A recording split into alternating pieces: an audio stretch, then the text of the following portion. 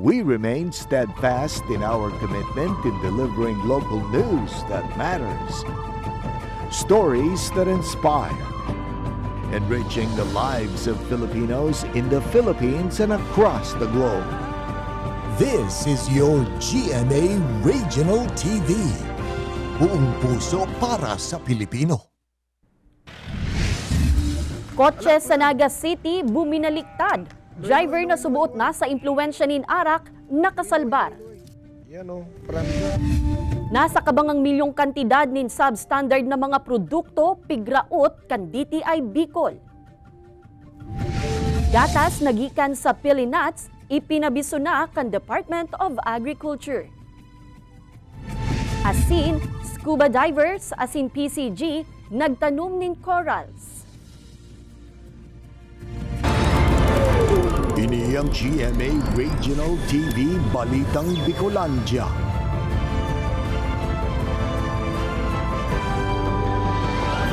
Diyos marahay na hapon mga kapuso, uninaan Balitang Bicolandia.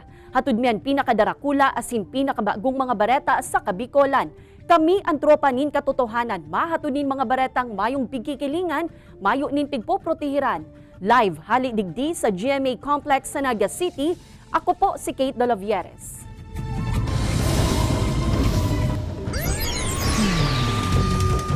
Kotseng pigmamaneho nin lalaking nasa impluensya subuot nin Arak. Buminaliktad sa Kalabaan Cantinampo sa Barangay San Felipe, Naga City. Mantang accident-prone area sa Banwaan naman nin Milaor, Camarines Sur, pigbendisyonan, makalihis makakurit nin labisang gatos na aksidente kan 2023. Ang detalye kan baretang iyan, iyahatud live ni Jessica Kalinok. Jessica?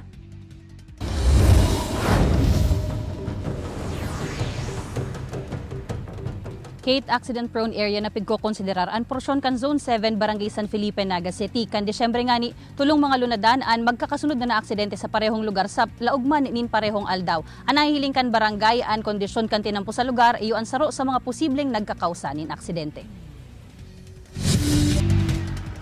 Alat kuya. Luway. Pirit nang nagluwas sa nagtaob niyang bihikulo ang lalaking ini, makalihis maaksidente sa Barangay San Felipe, Naga City. Yan o, param dyan. Tuminaob, ayan o. Ang lunadan, nakabangga sa nakatipo na daga sa gilid kan tinampo. Sigun sa pirang residente, marikas ang dalagan ka ini antes na mangyari ang aksidente pasado alas 3:30 nin maagahon kan Marso 17. Ang tinampo baga kaya dyan sa lugar na yan, primero mahiwas, then bigla nagsaditan tinampo. So siguro dahil ito nakainom, pagkatapos mag-umagahon na, so talagang baka natungka pa. Bigla niya sigurong nakabig ang manibela, naging kausa na magbaliktad sa iyang sinasakyan na kotse. Tulos mo na pigtawanin atensyon medikal kan Naga City DRRMO ang driver. Mayo naman in iba pang nakadamay sa aksidente.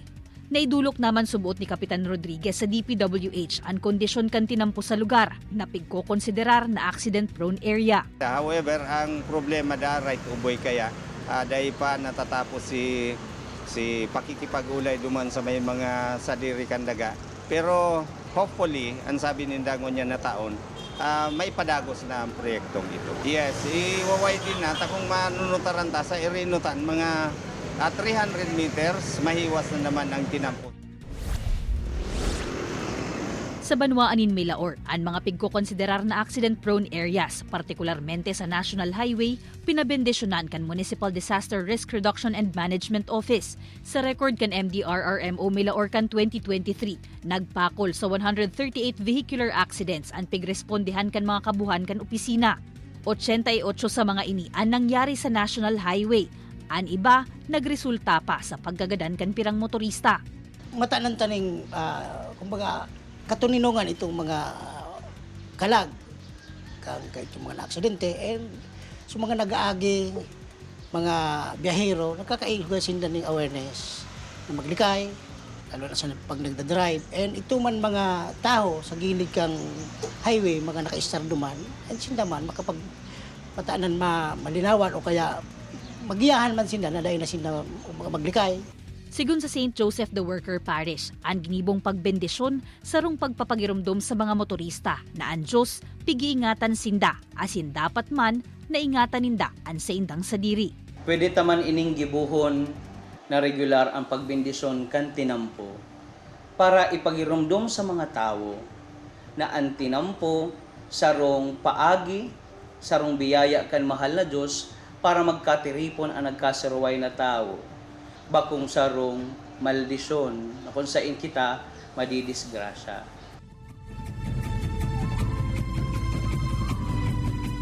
Pon Enero hasta Pebrero ngunya na taon Kate, nasa 14 mga aksidente sa tinampo na ang nairehistro sa Banwaan in Milaor. Misingan inabendisyonan na ang mga accident-prone area sa lugar, pigian kami naraan paglikay asin pagiging disiplinado kan mga motorista. At the end of the day, nasa kamot man giraray ninda nakasalalay an sa indang pagiging salbado, pati na ang pagiging salbado kan mga nakakasabay sa pagbaybay sa tinampo. Kate? Alright, Jos Mabalos, Jessica. Ninhuli sa 200 pesos na dai mabayadang utang. Nasaksakan inutangan ang sa iyang pinautang na 28 anyos na lalaki sa Barangay Salvacion, Tigaon, Camarines Sur, kan Biyernes, Marso 15. Sa pag-imbestigar kan Tigaon Municipal Police Station, nagtuturog subuot ang biktima sa duyan kan biglang saksakon kan sospek na kabarangay man sa nakaini. Nagkapirang beses naman subuot na siningil kan sospek ang biktima kan pagkakautang kaini, alaga day ini naguutob sa urulay. Rason kaya naanggot ang sospek. Sa ngunya nagpaparahay na ang biktima makalihis na magsapo nin saksak sa iyang likod. Padagos man ang pigkukundusir na hot pursuit operation kan mga otoridad sa sospek na nagdulag sa day maaramang direksyon makalihis ang krimen. Kinasuhan naman ang sospek nin attempted murder. Nautang tayo sa mga kaibigan natin. Since it's natin yung safe para huwag tayong mag-o sa mga argumento ganito. Nilalauman na kan Philippine Coast Guard ang pagruso kan mga pasahero na mabalik sa saindang kanya-kanyang probinsya sa Semana Santa. Kaya man sa Pasakaw Port, nakaalerto na ang personahes kan PCG antes pa ang piglalauman na pagruso kan mga pasahero sa maabot na Sabado. Ang detalye sa report ni Chris Novello. Alas 6 pa sa naning amay na pagkaaga nasa port na kan Pasakaw, Camarines Sur si Raybert sa Kilyo. Hali pang bakolod si Raybert asin tulungal daw na subot na nagbabiyahe. Ngani makapulisa na sa Burias Island nganing makaibanan na sa iyang pamilya ngunya na si Mana Santa. Relax muna sa sir. Kasi trabaho ka ng trabaho, maganda yung may relax din ang katawan mo. Sigon sa Philippine Ports Authority as in Philippine Coast Guard sa Banwaan, day pasubot na nunutaran ang ruso kan mga pasahero sa pantalan sa ngunyan.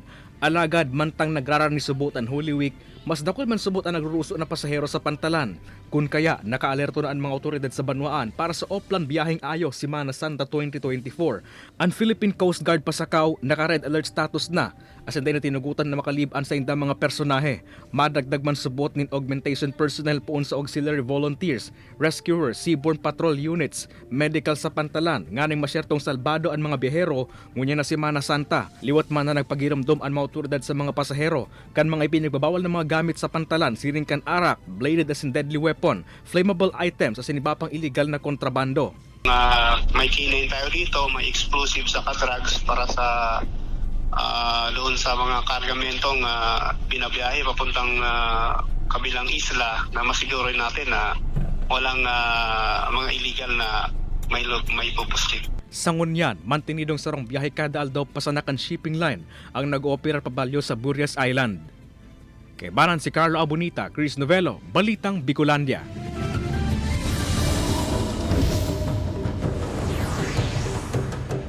Good vibes ang dara sa netizens kan sarong ido digdi sa Naga City na naaanggot kung inaagda na magkarigos kan sa iyang fur parent. Ang istorya sa makonsuelong video na iyan, iyahatod ni Jessica Calinog.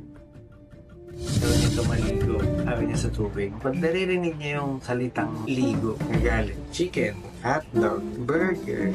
Ligo. Why naman, doggy? Taano ta may violent reaction kung kakarigusan na ni daddy? Sigun ki JV, nagpuunan gabos sa enot kaining pagkarigos. Unang paligo namin sa kanya, parang malamig kasi yung napaligo namin sa kanya, so hindi siya sanay, parang doon siya natakot.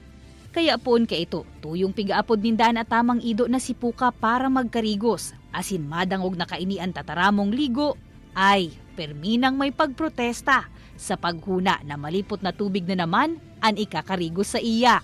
Si Puka ang first indoor dog ni JV, kaya mayo man siyang gayo nin Aram sa pag-ataman kaini kan irigalo sa iya kan girlfriend niya 7 years ago. Taong 2020 kan enot naman siyang mag-upload kan parehong video. Ligo tayo. Ay, hindi na maliligo. Actually, yung mga netizens yung nagbigay sa akin ng tips. Ano daw, paliguan daw ng warm water. Tapos may mga nakita din akong comments na yung sa mata, huwag masyado matamaan. Tapos sa may bandang tenga. Kasi ano daw, baka mapasukan daw ng tubig.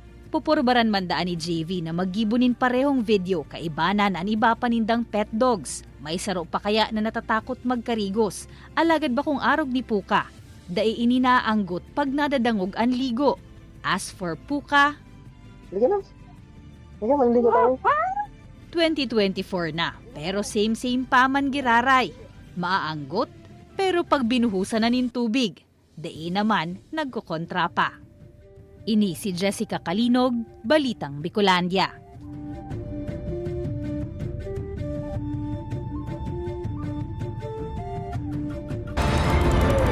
Ini ang GMA Regional TV Balitang Bicolandia. Ini ang GMA Regional TV Balitang Bicolandia.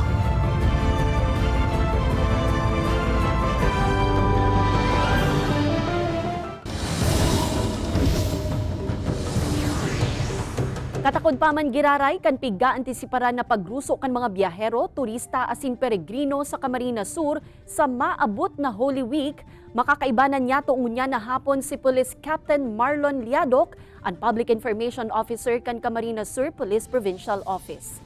Marhay na hapon po, Police Captain Liadok. Marhay na hapon po, Ma'am Kate. Sir, sa nalalapit po na Semana Santa, ano po ang tututukan ng puwersa ng kapulisan sa Camarines Sur?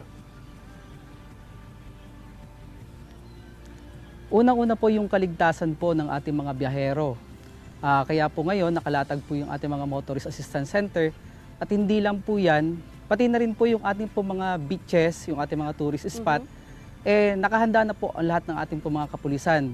At yung pong ating po mga kapulisan ay nagpapakalap din po ng mga numero ng ating mga PNP, BFP, yung ating po mga MHO at meron din po tayo mga kasamahang mga volunteers, mga barangay at gayon din po yung ating po mga ibang mga rescuers.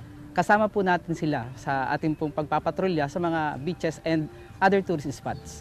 Opo, sir, sa gitna ng inaasahang pagdami ng mga bisita sa probinsya, masasabi po ba natin na sapat ang puwersa ng kapulisan sa probinsya? Sapat po dahil ngayon pong darating na Holy Week at ito pong summer vacation po natin, i-maximize po natin yung lahat ng ating mga puwersa.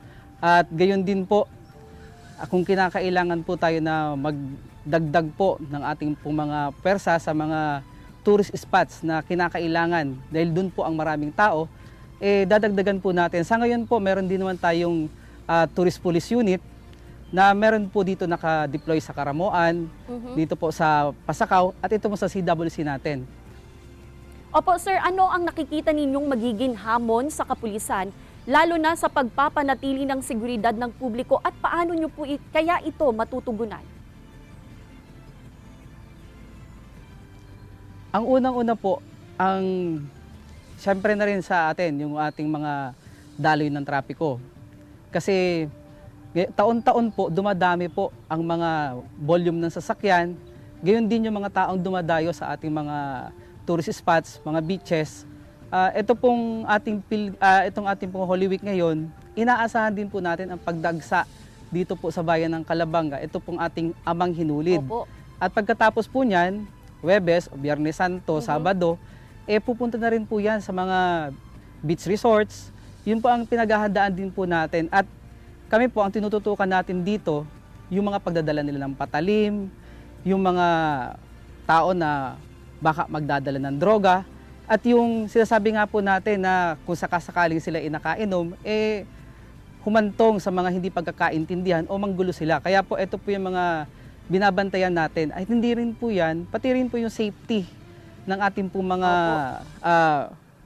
manonood, yung ating pong mga kasamahan na kumbaga magsiswimming, kinakailangan din po natin na panatilihin po silang ligtas dito po sa ating probinsya. Sir, after po ng Holy Week, ano ang susunod na tututukan ng kapulisan sa Camarines Sur? At baka po meron kayong mga paalala sa publiko?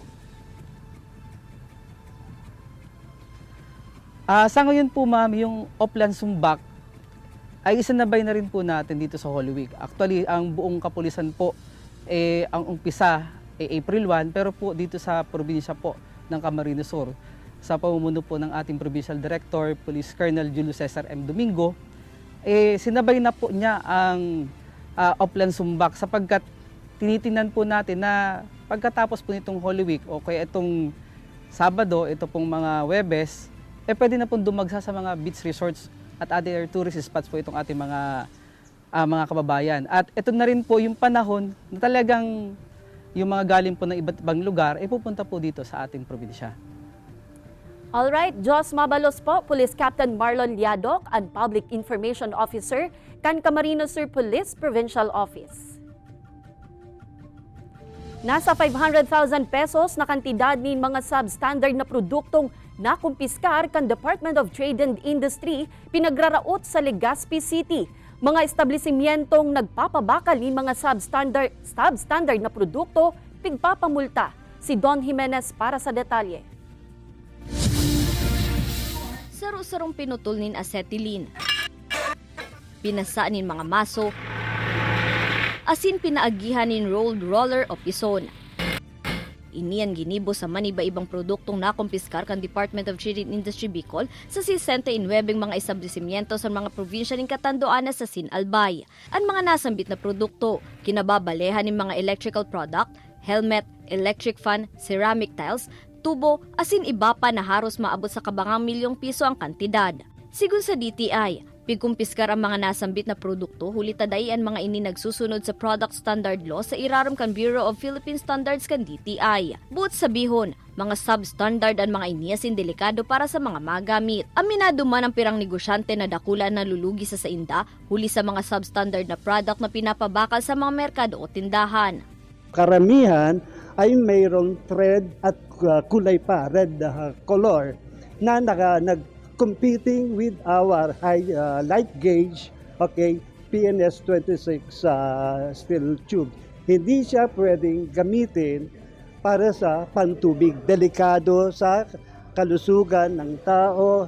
Sigun sa DTI Bicol, nasa korte na ang gabos na kaso may kinaaraman sa mga nasambit na produkto kung sa inagaabot man sa 1.3 million pesos ang kinahampang na penalidad kan mga embeltong establishmento. Dakol na kaming mga activities sa pag-conduct to orient them, na kung mag-educate them sa mga tamang produkto na dapat ipabakal.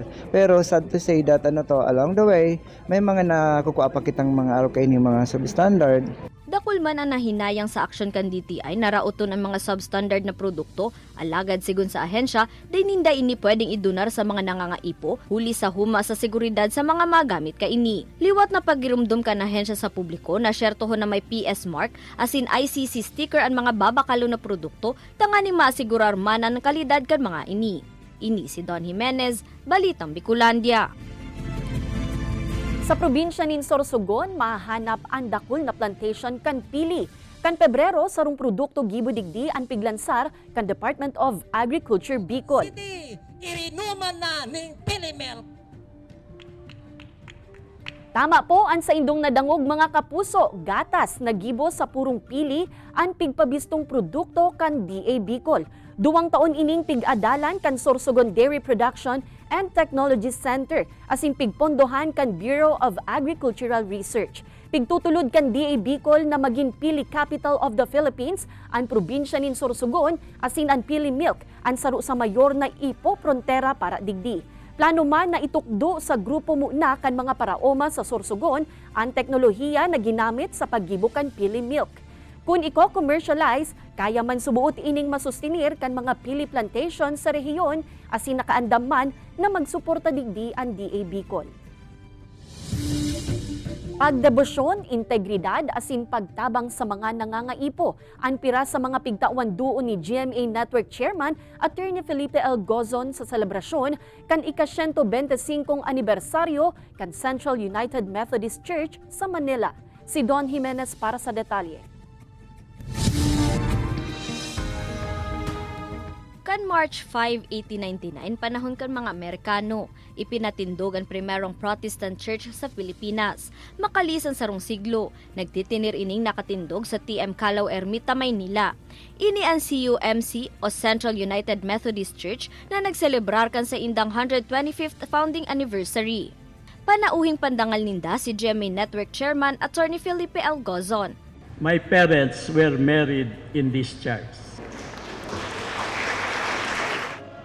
Kaibanan ni Attorney Gozon ang esposang si Teresa Gozon, asin ang mga akininda na sinda GMA Network SVP Attorney Annette Gozon Valdez, Dr. Marites Gozon Viterbo, Attorney Philip Gozon, asin ang sa indang mga agum. Sa iyang mensahe, pigheras na Attorney Gozon ang pagkakapareho kan CUMC sa GMA Network. We share with UCUMC the basic doctrines of our Christian faith and the values of integrity and stewardship.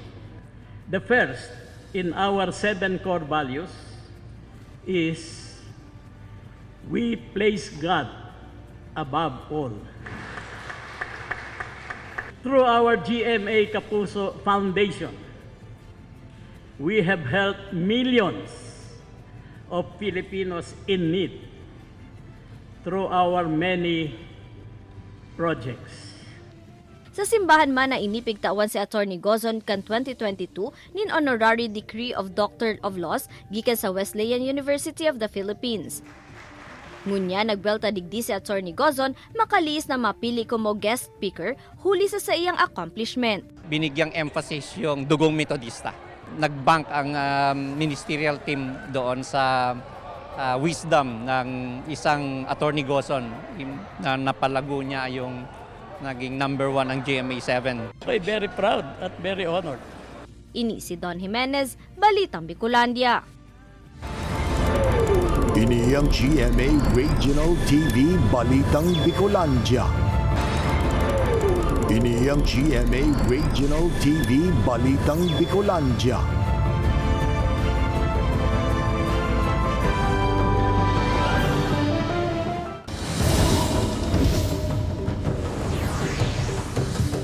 Paghilo sa mga kinong namemeste sa mga umahan sa Banwaanin Gainza, Camarines Sur, naging epektibo subuot sigun sa mga paraoma asin Municipal Agriculture's Office. Alagad ang mga paraoma sa Banwaan may paghandal sa subuot pag-askad kan tubig na nagahali sa Bicol River na ginagamit man sa saindang umahan.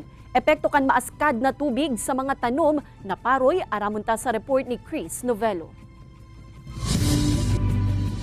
Maduwang bulan ng ngunyan ang itinanom na parang ni Randy sa haros 2 hektaryang umahan kaini sa Gainza, Camarines Sur. Pasalamat man ini na daigayong naapektaran ano sa iyang umahan kan pamemeste kan makino kan mga nakaaging bulan. Naging epektibo kaya subuot ang ginibong paghilo kan Municipal Agriculture's Office sa mga pesting kino sa mga umahan sa Banwaan. Oh, effective man. Haros sarabay-sabay kami magburugtak ng hilo. Kaya siyempre sabay-sabay man sindang magagadaan.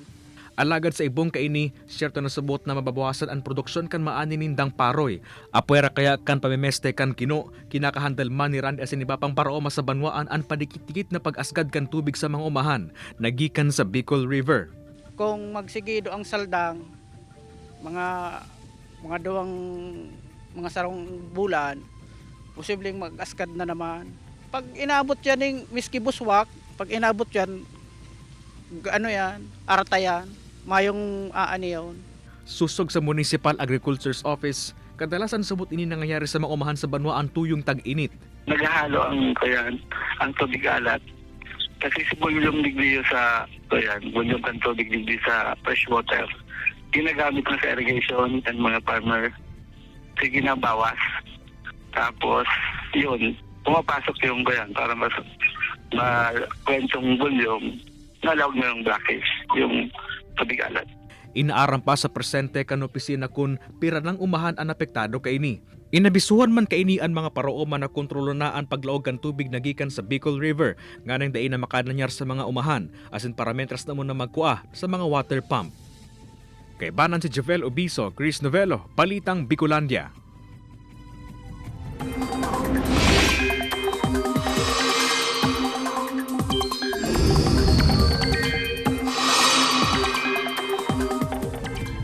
Mga kapuso, nagluya na ang Duros Amihan. Alaga da ipa po opisyal na nagtatapos ang Amihan season. Sigun sa Pag-asa, padagos na babantayan kun liwat na magkusog asin magkaigwaliwat nin panibagong bugso ang Amihan sa mga masunod na aldaw. Easterlies o an mainit asin maarasas na duros ang makakaapektar sa haros bilog na nasyon. Sa Bicol Region, nakamate nin 47.2 degrees Celsius ang Catanduanes kan Sabado, Marso 16. Ini na ang pinakahalangkaw na heat index na naitala ngunya na taon sa probinsya. Sigun sa Pag-asa, Catanduanes, huli man giraray ini sa pagluya na kan Amihan, asin huyop kan Easterlies sa islang probinsya. Sa ngunyan, basado sa datos kan Metro Weather, may tsansa nin pag-uran sa pirang parte kan Bicol Region, siring kan Camarines Sur asin Albay, kaya magtinirpo kitang anda mga kapuso.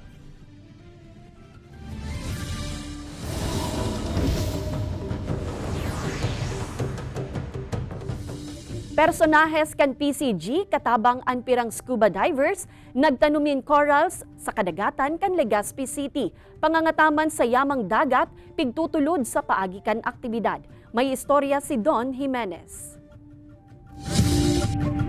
Como parte kan kamawota na maibalik ang gayon kan Pasig Reef sa Barangay Rawis, Legazpi City, huli sa pagkaraot darakan illegal fishing, asin pag-atake o infestation kan pesting crown of thorns, naglaag ning 32 na jackstone coral reefs ang maniba-ibang grupo ning scuba divers sa pangingenot kan Philippine Coast Guard Special Operations Group Bicol. Gibo mismo ang artificial coral reefs na ini kan mga personahe kan Coast Guard na iyong tutubuan kan mga bahura. Based sa survey namin, ng mga nakaraang dive namin, nakita namin na medyo alanganin yung Pasig Reef natin. So kaya nga namin ito naisipan na maglatag ng artificial coral reef. Day mandigdi matatapos ang sa indang trabaho. Ngani na maasigurar na mabubuhay ang mga ipigtanom ng mga bahura, kinakaipuhan nindang balik-balikan ang lugar, asin dugangan pa ang ilalaag na coral reefs. Kaya po, rich po kita po sa resources narukan ng mga coral reef. Ang kipuanan sa sana po, i-rehabilitate po yan. Tanganing so habitat, magdakula. Pagdakula na habitat, dakul man ang sira na mga Korean dyan, ma-restart. Dakul man mga benepisyo ng mga parasira sa coastal barangay. Sa oras na liwat na maibalik ang gayon kan lugar, piglalaoman na makakatabang ini bako sa na para sa mga parasira, kundi para sa pagpapatalubo pa kan turismo kan probinsya. Kaya nating ilaban ng ating mga coral reef. Kailangan lang natin pangalagaan. Dive tourism ay malaking bagay sa ekonomiya natin. Ang target natin dito, not only domestic tourist Ini si Don Jimenez, Balitang Bicolandia.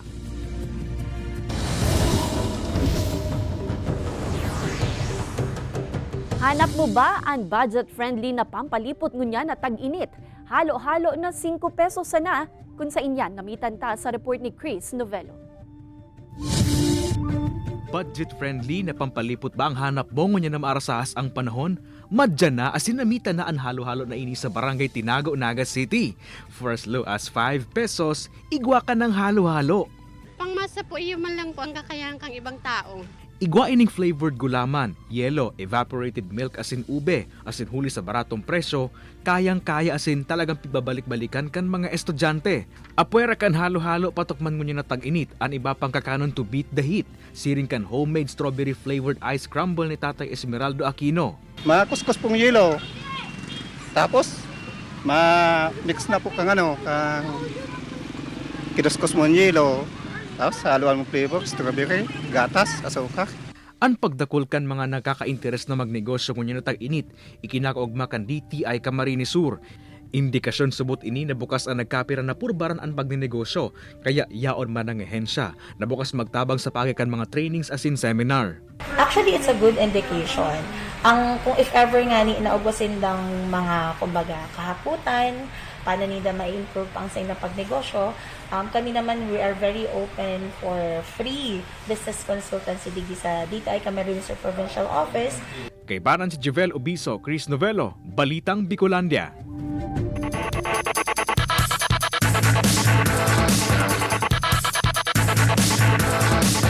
One down, one to go. Yan ang kurahaw kan Latran Squires. Makalihis na daugon ang Perpetual Junior Altas sa Game 1 Finals kan NCAA Season 99 Juniors Basketball Tournament sa PhilOil Eco-Oil Center kan Sabado. Sa paglaog kan Finals, pigmerar na paborito ang Perpetual Altas. Ulitasinda ang highest scoring team sa eliminations asin natapos sa number 1. Mantang ang Latran ang nagpanduwa sa standings. Alagad ng enot ang experience kan defending champions asin naipuli ang enot na laban sa score na 97-80. Apwera digdi ang sa indang main man na si Jonathan Moses Titing Manalili ang naging best player kan Game 1 na nakatala nin season 99 record para sa single game scoring hulikan sa iyang 35 points.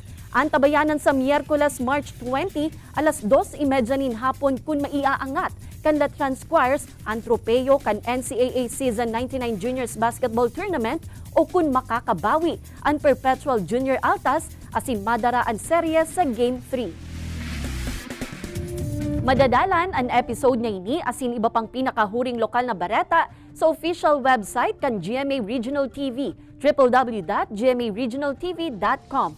Pwede man kamong magbisita sa samuyang official YouTube channel, GMA Regional TV, asin i-click ang subscribe button para sa pinakamaiinit na bareta hala sa man-iba-ibang rehiyon. Mabalos sa mga kapusong Bicolanong nagantabay, magin sa mga kapuso nyato abroad. Ninhulita sa GMA Regional TV, Local News Matters. Asin yan ang pinakadakula asin mainit na bareta sa Kabicolan. Ako po si Kate Dolovieres. Kami ang GMA Regional TV Balitang Bicolandia, bilog na pwersa para sa mas dakulang misyon asin mas mahiwas na pagserbi sa nasyon.